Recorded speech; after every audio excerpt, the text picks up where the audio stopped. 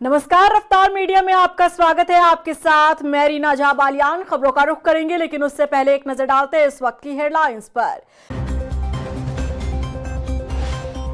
पूर्व सीएम हरीश रावत ने संगठन से की फरियाद, बूथ लेवल पर काम करने को हरदा हुए तैयार, बूथ इंचार्ज बनाने की मांग पर राजनीति शुरू, बयान के निकाले जा रहे सियासी मायने। फिर विवादों में बीजेपी के पूर्व विधायक सुरेश राठौर, कथित पत्नी उर्मिला सिनोवर ने लगा शोषण का आरोप, इंसाफ नहीं मिलने पर आत्मदाह की चेतावनी। हरिद्वार में भारतीय सेना के जवानों ने युद्ध अभ्यास राम प्रहार में दिखाया शक्ति का प्रदर्शन, आधुनिक युद्ध तकनीकों की दी जा रही ट्रेनिंग, टैंक, ड्रोन और एआई का हो रहा इस्तेमाल। हल्द्वानी में फर्जी स्थायी निवास प्रमाण पत्र बनाने वाले गिरोह का भंडाफोड़, सोसाइटी के नाम पर 2007 से बनाए जा रहे थे फर्जी सर्टिफिकेट, अवैध प्रमाण पत्र जारी करने वालों पर होगी कार्रवाई। उत्तराखंड के पूर्व मुख्यमंत्री हरीश रावत अक्सर ही अपने बयानों को लेकर चर्चाओं में रहते हैं। अब इस बीच हरीश रावत ने पार्टी से एक फरियाद लगा दी है। हरदा कांग्रेस प्रदेश अध्यक्ष से मांग कर रहे हैं कि उन्हें बूथ इंचार्ज ही बना दिया जाए। वहीं अध्यक्ष जी हरदा के इस बयान को कार्यकर्ताओं में जोश भरने वाला बयान करार दे रहे हैं। देखिए रिपोर्ट। हरदा की कांग्रेस से फरियाद, अध्यक्ष जी मुझे बना दो बूथ इंचार्ज, पार्टी क्या सुनेगी हरदा की आवाज। अक्सर ही अपने बयानों को लेकर चर्चाओं में रहने वाले उत्तराखंड के पूर्व मुख्यमंत्री हरीश रावत का एक और बयान सामने आया है। अपने अनोखे अंदाज और बयानों के लिए जाने जाने वाले हरदा ने अब नया सियासी तराना छेड़ दिया है। उन्होंने सोशल मीडिया पर कांग्रेस के नए प्रदेश अध्यक्ष से अपील की है कि उन्हें कम से कम बूथ अध्यक्ष ही बना दिया जाए, साथ ही अपने भाई की भी पैरवी वो करते दिखे। दरअसल उन्होंने नवनियुक्त प्रदेश अध्यक्ष गणेश गोदियाल से आग्रह किया है कि धर्मपुर क्षेत्र में जिस बूथ पर उनका नाम दर्ज है उन्हें वहां का अध्यक्ष बना दिया जाए, ताकि वो पार्टी के लिए अपने योगदान को सुनिश्चित कर सके। इतना ही नहीं, उन्होंने अपने पैतृक गांव मोहनरी से अपने भाई जगदीश रावत को भी बूथ अध्यक्ष बनाने का आग्रह किया है। इसे लेकर पूर्व मुख्यमंत्री हरीश रावत ने कहा कि पार्टी के सामने चुनौतीपूर्ण स्थिति है। वहीं नवनियुक्त प्रदेश अध्यक्ष गणेश गोदियाल के आगे भी बहुत चुनौतियां हैं, इसीलिए हमें अपने तरीके से उनकी मदद करनी चाहिए।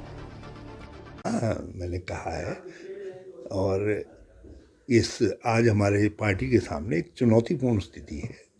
श्री गोदियाल जी अत्यधिक चुनौतीपूर्ण स्थिति में प्रदेश के अध्यक्ष बने हैं, तो इस चुनौती के समय में हम सबको अपने अपने तरीके से उनको ऑफर करना चाहिए कि हम क्या कर सकते हैं।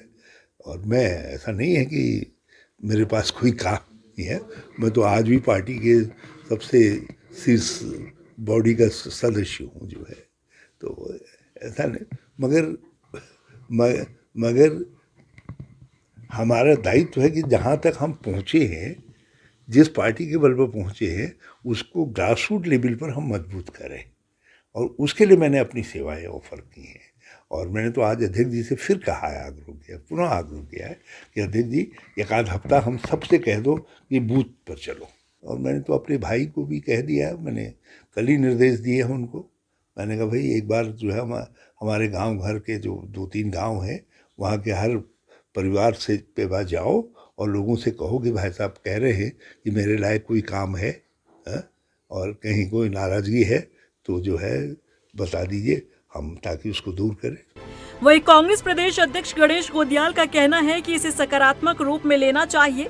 उन्होंने कांग्रेस के कार्यकर्ताओं को चार्ज करने के लिए ये बात कही। हरीश रावत ने ऐसा इसलिए कहा ताकि कार्यकर्ता देखें कि बड़े नेता भी बूथ अध्यक्ष बन सकते हैं। इस बात को इस रूप में लिया जाना चाहिए। उन्होंने कांग्रेस के कार्यकर्ताओं को चार्ज करने के लिए बात कही कि कांग्रेस का आम कार्यकर्ता चार्ज हो सके कि बड़े नेता भी बूथ अध्यक्ष बन सकते हैं। इसको इस रूप में लिया जाना चाहिए। इस बात में कोई दो राय नहीं कि कांग्रेस में कार्यकर्ता कम और नेता ज्यादा हैं, और हो सकता है कि हरदा पार्टी कार्यकर्ताओं को यही संदेश देने की कोशिश कर रहे हों, ताकि एसी कमरों को छोड़ पार्टी के कार्यकर्ता बूथ स्तर से काम कर सके। हालांकि सियासी गलियारों में हरदा के इस बयान के अलग अलग मायने निकाले जा रहे हैं। रफ्तार मीडिया के लिए देहरादून से सुशांत सिंह के साथ ब्यूरो रिपोर्ट। बीजेपी के पूर्व विधायक सुरेश राठौड़ एक बार फिर से विवादों में आ गए हैं। उनकी कथित पत्नी उर्मिला सिनोवर ने दोबारा उन पर गंभीर आरोप लगाए हैं। सोशल मीडिया पर वीडियो जारी कर उन्होंने इंसाफ की मांग की है और इंसाफ नहीं मिलने पर आत्मदाह की चेतावनी दे डाली है। ये रिपोर्ट देखिए। फिर विवादों में पूर्व विधायक सुरेश राठौड़, महिला ने लगाया गंभीर आरोप, इंसाफ नहीं मिलने पर आत्मदाह की चेतावनी। हरिद्वार के ज्वालापुर से पूर्व विधायक सुरेश राठौड़ फिर विवादों में आ गए हैं। जिस महिला के कारण वो पहले चर्चाओं में थे, उसी महिला ने सुरेश राठौड़ पर कई गंभीर आरोप लगाए हैं। उनकी कथित पत्नी उर्मिला सिनोवर ने सोशल मीडिया पर वीडियो जारी कर कहा कि 4 साल से उनका शोषण हो रहा है और झूठे मुकदमे में फंसाने की साजिश रची जा रही है। वायरल वीडियो में उर्मिला ने कहा कि उन्हें इंसाफ नहीं मिल पा रहा है। उन्होंने चेतावनी दी है कि अगर 4 दिन के भीतर कार्रवाई नहीं हुई तो वो बीजेपी प्रदेश कार्यालय के बाहर आत्मदाह कर लेंगी।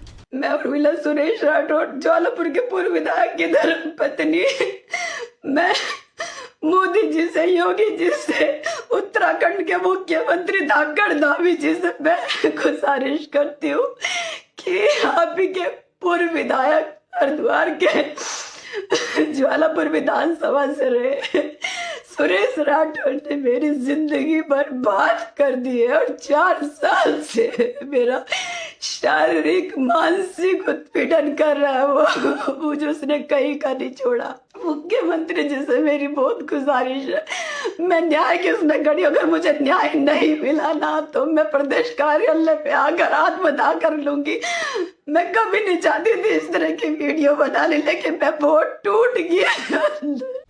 उर्मिला का आरोप है कि पूर्व विधायक ने रिश्ते का भरोसा देकर उन्हें अपने साथ रखा और बाद में मानसिक, शारीरिक और सामाजिक प्रताड़ना दी। उन्होंने पुलिस से सुरेश राठौड़ की गिरफ्तारी की मांग भी की है। उर्मिला और सुरेश राठौड़ के कई वीडियो पहले भी सामने आ चुके हैं, जिनमें उर्मिला ने खुद को राठौड़ की पत्नी बताया था।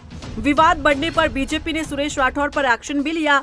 हाल ही में सुरेश राठौड़ ने बयान दिया था कि उनकी एक ही पत्नी है रविंद्र कौर और किसी दूसरी महिला से उनका कोई वैवाहिक संबंध नहीं है।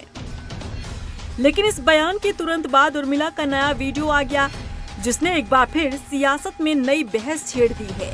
वहीं बीजेपी प्रवक्ता हनी पाठक ने कहा कि सुरेश राठौड़ को बीजेपी पहले ही पार्टी से निकाल चुकी है। अब वो अपने जीवन में क्या कर रहे हैं, उनका ये पर्सनल मुद्दा है। कानून अपना काम कर रहा है। देखिए, सुरेश राठौड़ जी को पहले ही हमारी पार्टी ने निष्कासित कर दिया। भारतीय जनता पार्टी से उनका कोई भी लेना देना नहीं और उन पर क्या मुकदमे हो रहे, क्या नहीं मुकदमे हो रहे, कानूनी रूप से क्या एक्शन लिया जाना चाहिए, क्या नहीं लिया जाना चाहिए, वो कानून देखेगा। कानून अपना कार्य अपने हिसाब से करेगा, लेकिन ये भारतीय जनता पार्टी से इस प्रकार की कोई भी चीजों से कोई भी लेना देना नहीं है। बता दें कि उर्मिला और सुरेश राठौड़ के विवाद की कहानी नई नहीं है। इससे पहले भी उनके कई वीडियो सामने आ चुके थे, जिनमें उर्मिला ने खुद को पूर्व विधायक की पत्नी बताया था। इन विवादों के चलते बीजेपी ने कुछ समय पहले ही सुरेश राठौड़ को पार्टी से बाहर कर दिया था। इसके बावजूद मामला शांत नहीं हुआ। अब उर्मिला के नए आरोपों ने इस विवाद को फिर सुर्खियों में ला दिया है। रफ्तार मीडिया के लिए देहरादून से ब्यूरो रिपोर्ट। हल्द्वानी में स्थायी निवास प्रमाण पत्रों के सत्यापन अभियान के दौरान एक और फर्जी मामला सामने आया है, जहां जांच में पाया गया प्रमाण पत्र में जिस सोसाइटी का पता डाला गया था वो असल में है ही नहीं। जिसके बाद स्थानीय जांच में सामने आया कि रईस अहमद अंसारी नाम के एक शख्स द्वारा सोसाइटी के नाम पर अवैध रूप से लोगों को 2007 से प्रमाण पत्र जारी किया जा रहा था। ये कल हम लोगों ने एक जो हमारा बाज़ार है, बाज़ार में हमने एक चाहे औचक निरीक्षण कह लीजिए या सूचना के आधार पर एक अंजुमन मोमिन अंसार करके एक रजिस्टर्ड सोसाइटी है और अभी वर्तमान में वो रिन्यूअल नहीं है, 2011 तक वो रजिस्टर्ड थी। उसके बाद भी जो रईस अहमद अंसारी करके जो उसको चला रहे हैं, जबकि वो उसके ना तो अध्यक्ष हैं ना उसके आपके सचिव हैं, केवल वो सदस्य मात्र हैं और अध्यक्ष के पैड पे वो एक प्रमाण पत्र जारी कर रहे हैं। और उस प्रमाण पत्र का आपका चाहे वो स्थायी निवास प्रमाण पत्र हो चाहे जाति हो, उसमें बड़ी मात्रा में मिसयूज उसका हो रहा है। तो हमने कल सारे दस्तावेज आपके जब्त किए हैं और इसमें एफआईआर भी आपका लॉन्च हो जाएगी। हरिद्वार में वेस्टर्न कमांड की ओर से चल रहे राम प्रहार सैन्य प्रशिक्षण चल रहा है और इस अभ्यास में सेना की विशेष यूनिट अलग अलग इलाकों में मोर्चा संभाले नजर आई। इस दौरान जमीनी और हवाई मोर्चे को लेकर एकीकृत युद्ध रणनीति का प्रदर्शन किया गया। वहीं मौके पर मौजूद सैन्य कमांडर ने कहा कि राम प्रहार अभ्यास का मकसद आधुनिक युद्ध तकनीकों की ट्रेनिंग देना और हर स्थिति में त्वरित प्रतिक्रिया क्षमता को और मजबूत करना है। यह अभियान राष्ट्रीय सुरक्षा की तैयारी की मजबूत हिस्सा माना जा रहा है। हमारा जो फॉर्मेशन है रैम डिवीजन, उसका यहाँ पर पिछले 1 महीने से ट्रेनिंग चल रहा है और ये डिवीजन जो हमारी वेस्टर्न कमांड की ऑफेंसिव फॉर्मेशन है खड़गा कोर, उसका एक हिस्सा है। यानी इस डिवीजन का मेन मकसद पाकिस्तान के इलाके में घुसकर वहाँ पर दुश्मन को बर्बाद कर और वहाँ पर ऑब्जेक्टिव पर कब्जा करना है। तो ये पूरी ट्रेनिंग और ये पूरी एक्सरसाइज उस ऑब्जेक्टिव को हासिल करने के लिए है। और जैसा कि आपने देखा कि आज की लड़ाई काफ़ी कॉम्प्लिकेटेड है। अल्मोड़ा में एसडीएम संजय कुमार ने नगर क्षेत्र के सीएससी सेंटर में छापेमारी कर लाइसेंस और अपलोड दस्तावेजों की जांच की और इस दौरान कई सेंटर में अनियमितताएं पाई गई, जिन्हें नोटिस जारी किया जा रहा है। एसडीएम ने निर्देश दिए कि प्रमाण पत्र केवल मूल दस्तावेज अपलोड ही कर बनाए जाएं। इसमें एक्चुअली क्या हुआ था, हमारे जिलाधिकारी महोदय द्वारा भी निर्देश प्राप्त हैं, जैसे कि सरकार की मंशा भी है कि कोई भी फर्जी डॉक्यूमेंट ना बने और किसी प्रकार का कोई भी डॉक्यूमेंट यदि बनता है तो उसमें कोई कानूनी और विधिक कार्रवाई भी अमल में लाई जाए। तो उसी क्रम में आज हमने सीएससी सेंटरों पे औचक छापेमारी करी है और हमने ये देखा है कि एक तो जो भी सीएससी संचालक हैं वो अपनी आईडी को वहाँ पे फ्लैश करें, दूसरा बाहर से अपना रेट लिस्ट चस्पा करें और जो भी निर्धारित दरें हैं उससे अधिक कोई शुल्क न ले, और जो भी डॉक्यूमेंट अपलोड किए जा रहे हैं तो उसमें ओरिजिनल डॉक्यूमेंट से ही अपलोड करने की कार्रवाई करें। क्योंकि प्राय संज्ञान में आ रहे हैं कि कुछ प्रकरण जो है आपने सुने भी होंगे मीडिया के माध्यम से कि कुछ जगहों पे क्या हुआ कि लोगों ने फर्जी खतौनी या फर्जी आधार कार्ड लगा के लोग क्या कहते हैं डॉक्यूमेंट अपलोड करने की कार्रवाई करते हैं। तो उसमें स्पष्ट नियम है कि जो सीएससी संचालक है तो मूल दस्तावेज से ही अपलोड करने की कार्रवाई करेगा। बाजपुर कोतवाली पुलिस ने उच्च अधिकारियों के निर्देश पर ऑपरेशन कालनेमी अभियान चलाया है, जिसके चलते पुलिस ने नगर में साधु के भेष में घूम रहे 9 लोगों को पकड़ा है। इस दौरान कोतवाल नरेश चौहान ने बताया कि उच्च अधिकारियों के निर्देश पर ऑपरेशन कालनेमी अभियान चलाया जा रहा है। अगर कोई भी व्यक्ति संदिग्ध पाया जाता है तो उसके खिलाफ कार्रवाई भी की जाएगी। ये वरिष्ठ पुलिस अधीक्षक महोदय के आदेशानुसार आज हमने ऑपरेशन कालनेमी चलाया है और इसमें 8-9 लोगों को हमने संदिग्ध लोगों को अभी हिरासत में भी लिया है, पूछताछ उनसे की जा रही है और आगे भी आज दिन भर ये ऑपरेशन हमारा चलेगा और जितने भी संदिग्ध होंगे उनके खिलाफ अगर कोई ऐसी कोई चीजें मिलती तो उनके खिलाफ कानूनी कार्रवाई की जाएगी। पौड़ी जिले के डोभाल ढांडरी गांव में 62 वर्षीय एक महिला पर गुलदार ने हमला कर गंभीर रूप से उसे घायल कर दिया। ग्रामीणों की मदद से महिला को बचाया गया और अस्पताल में भर्ती कराया गया, जहां उनकी हालत स्थिर बनी है। वहीं लगातार बढ़ रहे हमलों से नाराज ग्रामीणों ने वन विभाग पर लापरवाही का आरोप लगाया है और गुलदार को मारने की अनुमति की मांग की है।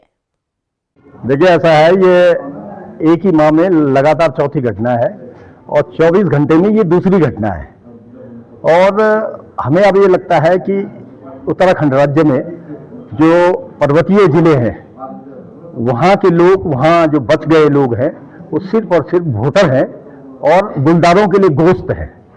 तो वन विभाग इतना निकम्मा विभाग इस प्रदेश का है कि जिसको किसी भी प्रकार की कोई चिंता नहीं है। घटना होने के 2 घंटे बाद वन विभाग के निचले स्तर के अधिकारी घटना स्थल पर पहुंचते हैं, जबकि डीएफओ, कंजर्वेटर, इवन वन मंत्री को भी ऐसी घटना स्थलों पर जाना चाहिए क्योंकि उनके वोटर उन गांवों में रह रहे हैं। तो जब आपने वोटरों की चिंता नहीं कर रहे हो, जबकि आप मानते हो कि ये सिर्फ वोटर और वोटर है, इसके अलावा इनको कोई सुविधाएं नहीं दी जा रही हैं। आप लोगों को पता है कि किन परिस्थितियों में लोग गाँव में रह रहे हैं। तो मैं तो ये मान के चलता हूं कि अब जो हम लोग पहाड़ों में रह गए हैं वो सिर्फ वोटर है और गुलदारों के लिए गोश्त है। और इसी के साथ फिलहाल इस बुलेटिन में बस इतना ही, लेकिन चलते चलते एक नजर डालते इस वक्त की हेडलाइंस पर। पूर्व सीएम हरीश रावत ने संगठन से की फरियाद, बूथ लेवल पर काम करने को हरदा हुए तैयार, बूथ इंचार्ज बनाने की मांग पर राजनीति शुरू, बयान के निकाले जा रहे सियासी मायने। फिर विवादों में बीजेपी के पूर्व विधायक सुरेश राठौर, कथित पत्नी उर्मिला सिनोवर ने लगा शोषण का आरोप, इंसाफ नहीं मिलने पर आत्मदाह की चेतावनी। हरिद्वार में भारतीय सेना के जवानों ने युद्ध अभ्यास राम प्रहार में दिखाया शक्ति का प्रदर्शन, आधुनिक युद्ध तकनीकों की दी जा रही ट्रेनिंग, टैंक, ड्रोन और एआई का हो रहा इस्तेमाल। हल्द्वानी में फर्जी स्थायी निवास प्रमाण पत्र बनाने वाले गिरोह का भंडाफोड़, सोसाइटी के नाम पर 2007 से बनाए जा रहे थे फर्जी सर्टिफिकेट, अवैध प्रमाण पत्र जारी करने वालों पर होगी कार्रवाई।